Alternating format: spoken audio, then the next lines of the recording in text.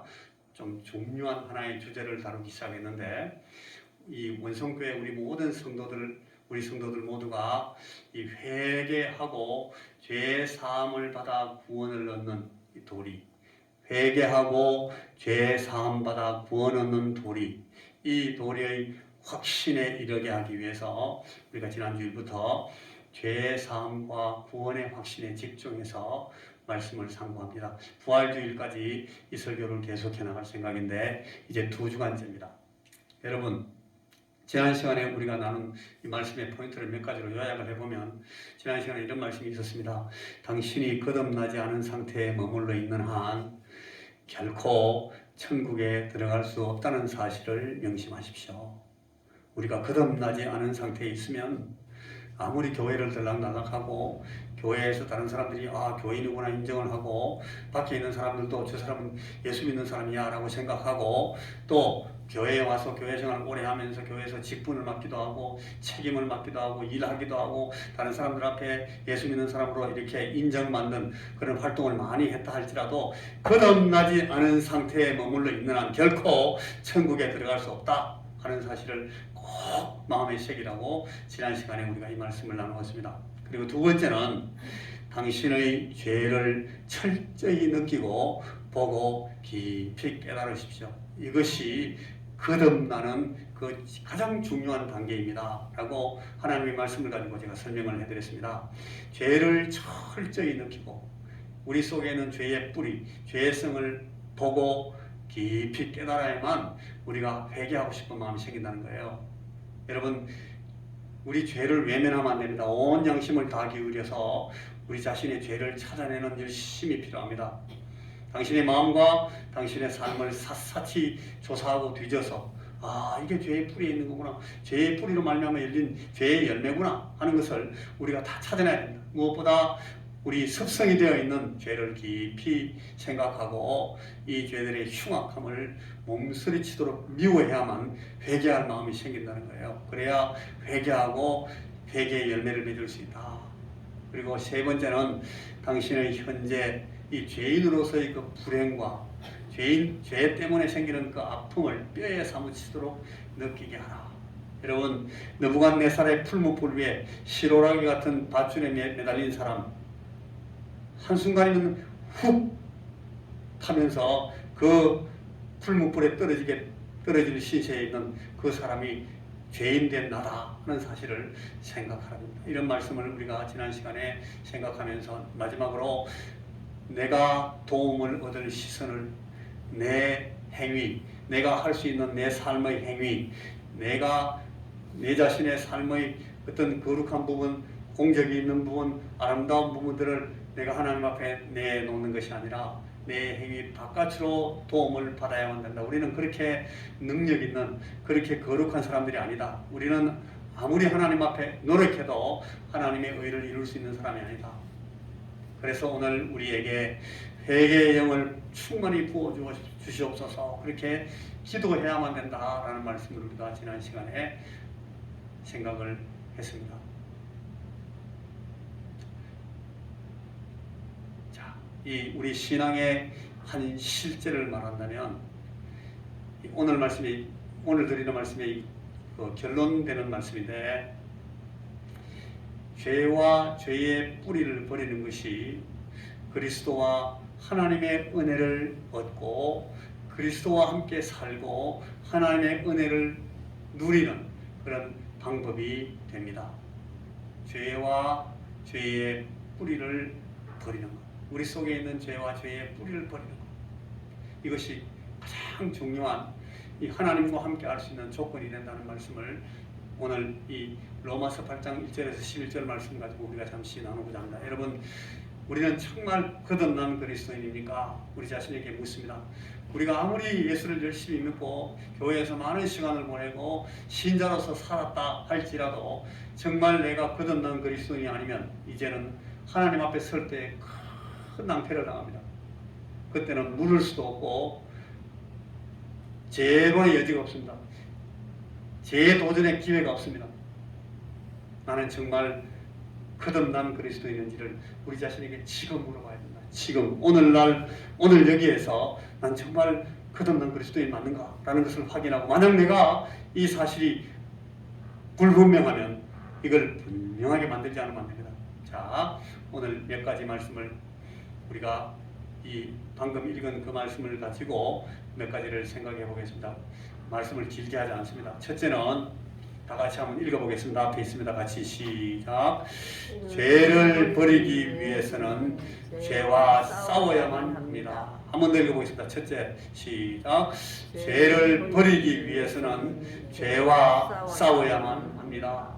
여러분 자신에게, 저는 저 자신에게 말합니다. 지금 우리가 우리 자신의 죄를 버리기 위해서는 죄야 나를 떠나라.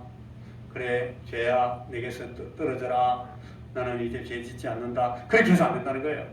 죄를 버리기 위해서는 죄와 싸워야 된다 하는 것이 바울이 로마서에서 굉장히 강조했던 하나의 포인트입니다. 우리 죄를 버리기 위해서는 죄와 싸워야 합니다. 내 죄를 내가 이기기 위해서, 내 죄를 내가 버리기 위해서, 내 죄를 내가 죽이기 위해서, 그 죄가 나를 사로잡지 못하도록, 나를 이 죄가 주장하지 못하도록 하기 위해서 죄와 싸워야 된다 하는 것입니다. 우리가 이 불의에서 떠나지 않는 한, 우리가 그리스도를 의지한다라고 고백한다 해도 큰일입니다. 우리는 결코 말로 내가 죄를 떠납니다, 죄를 버립니다 라고 하는 것으로서 이 죄를 버릴 수 없다 하는 겁니다. 아무리 적고 은밀한 죄일지라도, 아무리 사소하고 아무도 모르는 나만의 죄라 할지라도, 그리고 어떤 죄는 나는 이럴 수밖에 없어요 라는 그런 변명이 있고 구실이 있다 할지라도, 아무리 그럴듯하다 할지라도 그 죄를 용납하면, 그 죄를 용납할 마음으로 우리가 서 있는 한 우리 영혼은 그 죄를 용납한 대가, 그 죄를 살려준 대가를 치르게 된다는 겁니다. 그 죄의 대가는 영혼의 죽음입니다. 우리가 우리 속에 있는 죄성, 죄의 뿌리를 우리가 끊어내지 않고 싸우지 않으면 우리는 우리 영혼을 죽이게 된다 하는 겁니다. 이 말씀이, 오늘 이 말씀의 우리에게 주는 굉장히 엄숙한 하나의 선언이고, 이 로마서의 말씀이 우리에게 주는 그런 진리입니다. 여러분, 죄는 자꾸 우리를 죽이셔옵니다. 그게 더 사나이다운 거야. 사람이 그래야지 뭐 인간적으로 우리가 안 그렇게 살 수 있나? 그래, 뭐 그럴 수도 있지 뭐. 그러면서 계속 죄는 우리를 부추겨요. 그런데 이 죄성이 우리를 기쁘게 해주는 척 하면서 하나님의 끝없는 공의와 진노 앞에 우리를 밀어내가지고 결국은 죽임을 당하게, 그렇게 만드는 것이 죄입니다. 이 사단이 우리를 이 죄에 빠지게 합니다. 그래서 우리가 늘 기도할 때마다 악에서 우리를 구하여 주옵소서, 우리 죄가 우리를 잡지 못하도록 해 주시옵소서, 내가 죄의 사함을 받게 하옵소서. 우리가 계속 그렇게 기도하는 것입니다. 여러분 자신이 내 속에 있는 이 죄를 정확하게 볼 수 있어야 됩니다. 그래야만 우리가 이 죄와 싸울 수 있고 죄를 떠날 수가 있습니다. 자, 두 번째 같이 한번 읽어보겠습니다. 두 번째 시작. 지금 하나님 편에 섬으로서 복에 넘치는 삶을 확보하십시오. 한 번 더 해보겠습니다. 시작. 지금 하나님 편에 섬으로서 복에 넘치는 삶을 확보하십시오. 무슨 말인가 하면, 우리가 내가 하나님의 편에 섰다, 내가 하나님 편에 죄를 떠나서 하나님의 말씀 순종하고 하나님의 뜻을 따라 살겠다 하는 것을 우리 자신이 결심하고 선언함으로써 하나님께서 그런 하나님 편에 선 사람에게 주는 모든 축복을 누리라는 겁니다. 누릴 수 있다는 것입니다. 이걸 누리지 못하면 우리는 아직 하나님 편에 섰지 않았다는 거예요. 내가 하나님 편에 서면 반드시 하나님께서 우리에게 주시는 그 마음의 평안을, 그리고 그 하나님 편에 선 사람에게 주는 그런 삶의 축복을 우리가 누리게 되어 있다라는 말입니다. 온갖 헌신과 존경을 다해서 하나님, 내가 하나님 편에 서겠습니다. 하나님께서 하시는 말씀대로 듣겠습니다.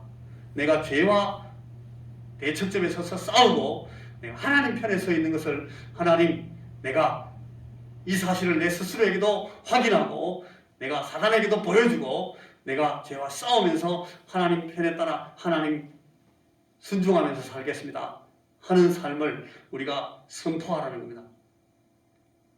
그렇게 해야만 우리가 이 무한하신 은혜로 그리스도 안에서 다시금 이 하나님의 자녀가 되는 그런 삶을 누릴 수가 있습니다. 자, 죄 가운데서 인간은 하나님을 떠나 그의 권능과 진노를 마주하고 있습니다. 그러나 하나님은 무한하신 은혜로 그리스도 안에서 다시금 당신의 하나님이 되시고자 함을 우리가 우리 마음 가운데 충분히 이해하시라는 겁니다.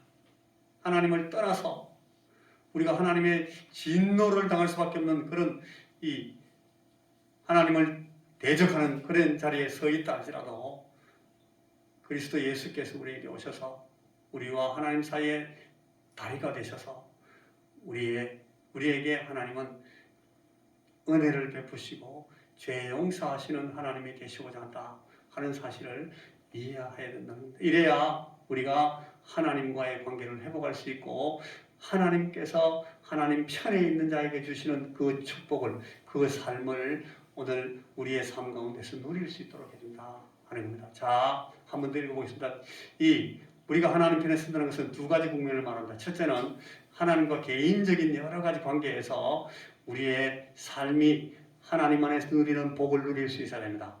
자, 이걸 제가 조금 설명할 텐데 같이 한번 먼저 읽어보겠습니다. 첫째, 시작. 하나님과의 개인적인 관계에서 복에 넘치는 삶을 확보하십시오. 저 이은택 혹은 여러분 개개인 이름 불러보십시오. 여러분 개개인이 하나님과 1대1의 관계를 갖습니다. 그리고 하나님과의 그 개인적인 관계에서 여러분들이 그 삶을 하나님과 함께한 하나님 편에 서 있는 사람이 받는 복을 누리고 있는지를 볼 수 있어야 됩니다. 성경에 나오는 이론만을 가지고 언제 하나님 앞에 가면 내가 언젠가는 그렇게 해야 되겠지. 그게 아니고 오늘 여기 보십시오. 성부 하나님을 내 아버지, 나의 아버지로 모시는 자, 그리고 성자 하나님 우리 주님을 나의 구원자, 나의 구속주, 나의 구주로 모셔야 됩니다. 그리고 성령 하나님을 나를 거룩하게 만드는 변호사, 내게 지혜로운 그런 전략을 짜주는 나의 참모, 내 삶을 정말 성공적으로 살 수 있도록 내게 많은 지혜를 주고 나를 편들어주고 내게 그런 기회들을 잡을 수 있도록 타이밍을 맞춰주고 하는 그런 참모의 역할을 하시는 분으로 이 성령님을 모시라는 겁니다. 그리고 내가 자꾸 실망할 때마다 나를 위로해 주시고 새 힘을 주게 하시고 격려해서 일으켜 주시는 그런 분으로 성령 하나님을 내가 모셔야 된다.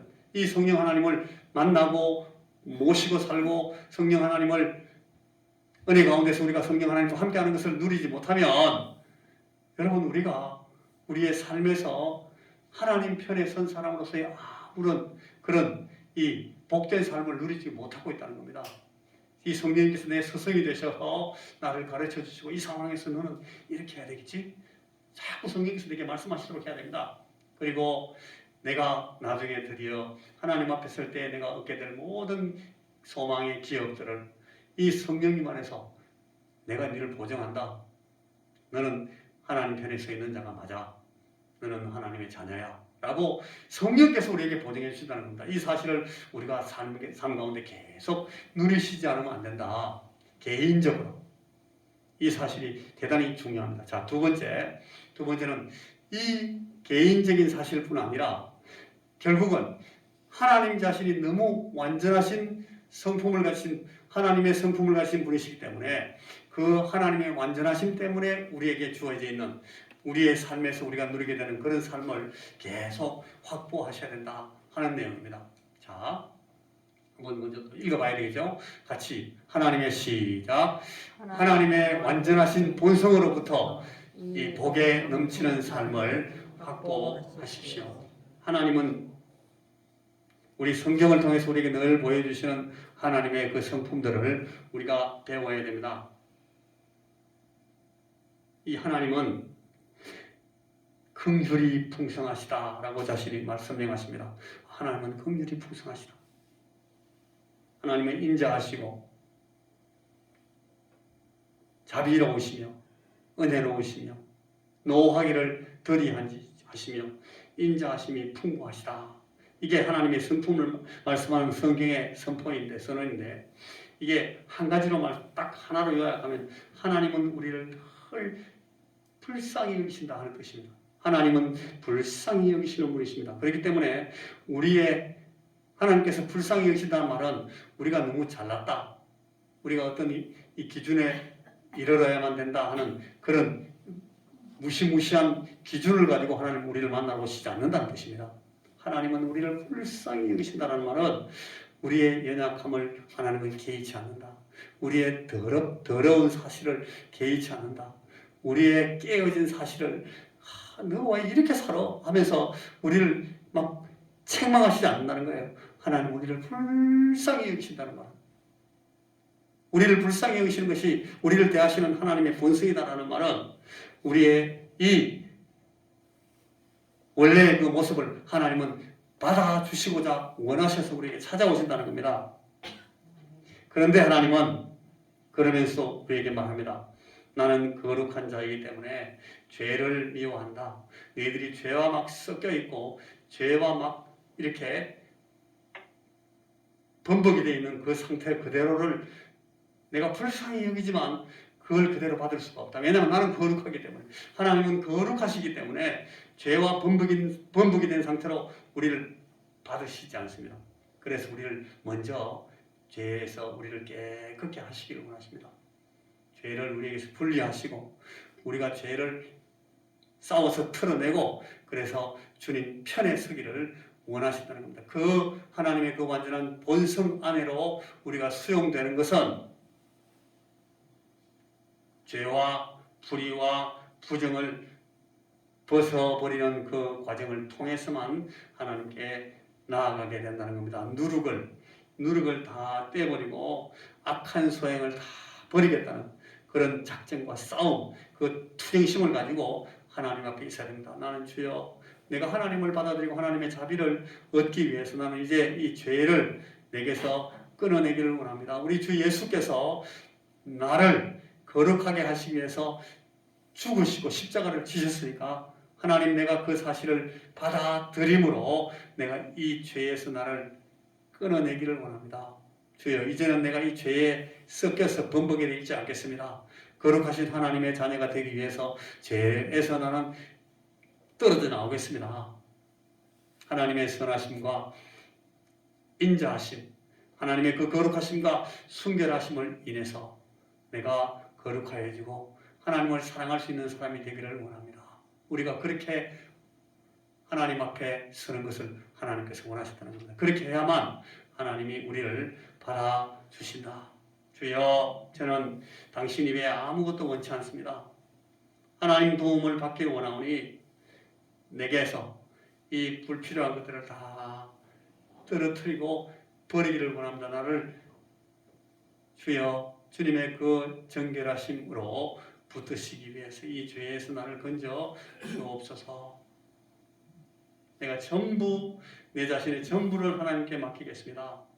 하나님 안에 소망을 두고 우리 하나님께서 내게 허락하신 그 안에서만 안식을 누리겠습니다 하는 마음으로 하나님 앞에 나가야만 우리가 그 하나님의 완전하신 성품을 통해서 우리를 받으십니다. 여러분, 하나님이 성경을 통해서 어떻게 자신을 우리에게 나타내시는지를 깊이 배우셔야 됩니다. 생각하셔야 됩니다.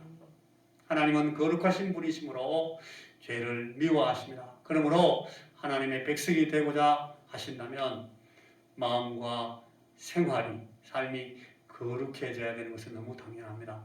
이 사실을 우리가 마음에 새기고 내가 하나님의 백성이 되었기 때문에 내 마음을, 내 성품을, 내 삶을 거룩하게 만들어야 된다 하는 사실을 인정하셔야 됩니다. 그래야 우리가 하나님 앞에 정말 거듭난 사람다운 삶을 갖게 됩니다. 옛날하고 똑같이 옛사람의 그 방법 그대로 그렇게 싸우고 그렇게 경쟁하고 그렇게 이기려고 하고 그렇게 성질 부리고 그렇게 외치고 소리 지르고 그거는 안 됩니다. 그거는 옛사람에게 속해 있는 것입니다. 그것을 다 끊어버리고 이 하나님의 거룩하신 성품을 내가 힘입기 위해서 하나님 앞에 나와야 된다 하는 것이 오늘 말씀의 두 번째 내용입니다. 자, 세 번째 하나만 더 해보겠습니다. 같이 읽겠습니다. 시작. 구원을 가능하게 하는 예수님의 공로를 지금 당신의 것이 되게 하십시오. 자, 우리 주님께서 우리를 구원하시기 위해서 일하시고 사시고 가르치시고 설명하시고 결국은 십자가를 지시고 죽으시고 부활하십니다. 이것들이 우리의 구원을 가능하게 하는 예수님의 공로들인데 이것이 지금 내 것이 되게, 나의 것이 되게 하셔야 됩니다. 어떻게 이것을 할 수 있는 것인가? 여러분 이걸 물으십니다. 이게 오늘 우리의 이 거듭나는 이 구원의 도리를 우리가 더 확실하게 만드는 그 가운데서 어떤 증거를 얻는 그런 방법입니다. 자, 여러분에게 주어진, 나에게 주어진, 당신에게 주어진 그리스도를 당신의 주님으로 영접하십시오. 이 말은 예수님, 당신은 나의 주님이십니다. 주님 오시옵소서. 이렇게 하는 게 그걸 영접이라 하지 않습니다. 이것은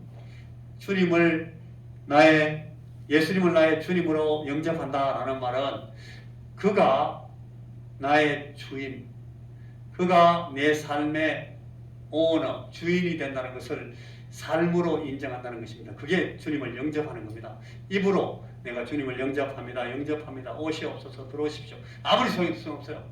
말로 하는 겁니다. 정말 이분이 내 주인으로서 사시도록 내가 그분에게 내 삶의 주권, 이렇게 할까 저렇게 할까 결정할 때 주님께서 하시는 대로 하겠습니다. 그래, 그러면 네가 힘들더라도 이렇게 해. 예, 그럼 그래야죠. 주님이 내 주인이니까. 이렇게 하는 걸 말합니다. 그걸 영접이라고 합니다. 주께서 나의 주인이 되셨기 때문에 주님 마음대로 내 삶을 사시게 나를 비워드린다는 것입니다. 주께서 나의 삶을 사십시오. 주께서 이연택의 삶을 주장하시고 우리 주님께서 내 삶을 가지고 주님 마음대로 하십시오 라고 우리 주님께 우리 자신을 내어드리는 것을 영접한다 라고 말합니다.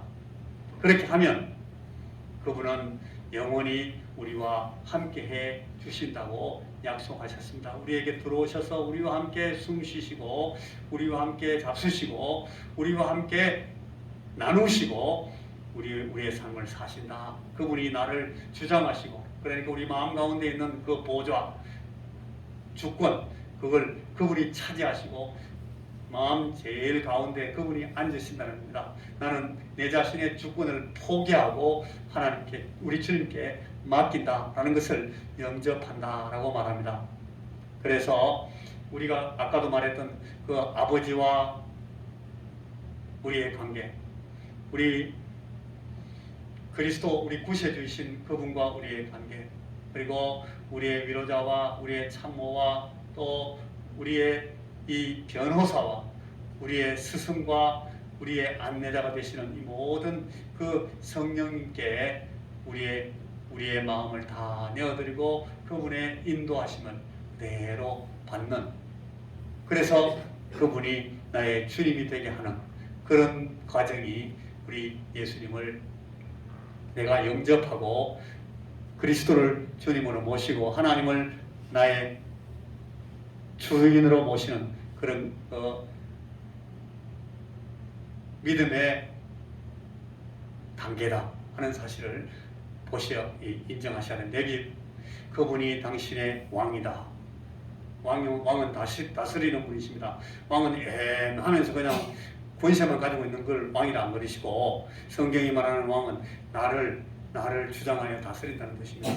나의 제사장이 되신다. 제사장이 되신다는 말은 내 죄와 내 모든 부담을 하나님께 갖고 나가시는 분이 제사장인데, 이 예수님이 그분이 되시도록 한다는 겁니다. 내 문제를 그분이 다 알고 계십니다. 내 부담을 그분이 다 알고 계시고, 내 죄를 그분이 다 알고 계십니다. 그래서 나를 그분이 붙들고 대신 하나님 앞에 끌고 나가십니다. 그게 제사장입니다. 예수님이 나의 제사장이 되게 하시라. 그리고 선지자, 그분이 나의 선지자라는 말은 하나님께서 원하시는 것이 무엇인지를 내게 말씀하시는 분으로 그분에게 귀를 기울였다는 뜻입니다. 그분이 내게 오셔서 하나님께서 원하시는 것이 무엇이다. 하나님께서 오늘 너에게, 너의 삶에 오늘 이 사람과의 관계에서 하나님께서 원하시는 것이 무엇이다. 오늘 이 일을 진행함에 있어서 하나님께서 원하시는 방법은 이것이다. 이걸 먼저 하고 저걸 나중에 해라 하는 것을 결정하시는 분이 하나님이시다라고 계속해서 우리가 하나님을 모시는, 그것이 이 하나님을 나의 주님으로 영접하고 모시는 방법이다. 그런 사람, 이런 삶을 통해서만 우리가 거듭난 삶을 경험하고 누릴 수 있다 하는 것입니다. 이거 하지 않고 말로만 나는 거듭났습니다, 나는 예수 믿는 사람입니다 라고 말하는 것으로서는 우리 자신도 너무너무 확실치 않고 너무 불분명하고 자꾸 의심에 빠지게 되고, 우리는 우리 자신의 삶을 정말 책임질 수 없는 그런 나락으로 밀어낼 수밖에 없습니다. 그런 삶은 이 하나님을 당신의 왕으로 삼고 제사장으로 삼고 선지자로 모시고 사는 삶은 우리 자신을 자꾸 부인하는 것입니다. 내 자신이 왕이 되는 것을 부인하고, 내 자신이 나의 제사장이 되는 것을 부인하고, 내 자신이 마치 하나님의 뜻을 전달하는 선지자로서 서 있는 것을 부인하고, 나는 내 옛사람에게 십자가를 지고서 옛사람을 죽이고, 이게 십자가를 지는 거예요. 이게 제자도라고 합니다. 내 옛사람을 죽이고 그리스도가 나를 주장하시도록, 그리스도가 내 지표가 되셔서 나를 인도하시는 분이 되시도록 내가 그분을 따라가는 그런 삶을 거듭난 사람의 삶, 새 삶을 사는 사람이다, 그렇게 말합니다. 이렇게 사는 것을 통해서 거기에만 우리가 우리 구원의 실제를 경험할 수가 있게 된다 하는 것이 오늘 우리 로마서 8장 1절에서 11절까지의 말씀을 우리에게 설명의 내용입니다. 자, 여러분, 우리가 어떻게 해야 구원받은 사람으로서 우리의 삶을 확실하게 살고 확실하게 세울 수가 있을 것인가? 내 구원의 실제가 어디에 있는가? 바로 여러분, 오늘 우리가 쭉 말씀했던 그 내용에 하나하나 들어 있습니다. 한 번만 쭉 더 보시겠습니다. 우리의 구원을 가능하게 하는 예수님의 공로를 나의 것으로 삼으셔야 됩니다. 하나님의 완전하신 본성으로부터 우리가 우리의 삶에 넘치는 그런 삶을 누리셔야 됩니다. 그리고 하나님과의 개인적인 관계에서 우리가 우리 하나님의 아버지 되심과 우리 주님의 구속주 되심과 우리 성령의 인도자 되심을 우리가 경험해야 됩니다. 그래서 그런 방법으로 하나님 앞에 서서 우리가 이 주께서 주시는 복에 넘치는 삶을 우리가 경험해 나가야 된다. 매일매일 우리가 경험해야 됩니다. 그리고 그것은 자기 죄를 버리기 위해서 죄와 싸우는 과정을 통해서 들어가게 된다 하는 사실을 오늘 우리 말씀을 통해서 보았습니다. 자, 여러분, 우리는 정말 거듭난 그리스도인입니까? 이 말씀, 이 물음 앞에 우리 자신들을 다시 한번 세워 나가야 됩니다. 다 같이 기도하겠습니다. 하나님 아버지, 우리에게 주신 이 구원의 도리를 우리가 피상적으로 막연하게 이해하는 것이 아니라 참으로 우리 아버지 되신 하나님께서 우리 주 예수 그리스도를 구세주로 세우시고 우리에게 보내셔서 이루신 모든 구원의 사실들을 오늘 성령께서 우리에게 오셔서 보여주고 가르쳐주시고 설명하시면서 이해하게 하시고 경험하도록 계속해서 우리에게 말씀하신 이 모든 것들을 우리가 일상에서 맨날 경험하고 순간순간 이해하면서 우리가 우리 자신을 묶어놓는 이 죄에서 떠나고 우리 주 예수 그리스도로 사는 이 거듭난 삶을 우리가 사는 참다운 그리스도인의 이 삶의 실제를 가진 저희들이 될 수 있도록 주여 오늘도 이 말씀으로 우리를 권면하셨사오니 이 말씀 위에 우리가 서서 우리의 이 구원을 확실하게 하도록 주여 우리를 인도하시고 풍성한 그리스도인의 삶을 우리의 삶에 부어 주시옵소서. 성령님께 의지합니다. 우리를 맡기고 주님 앞에 순종하기를 원하오니 주여 우리를 붙드시옵소서. 예수님 이름으로 기도하옵나이다.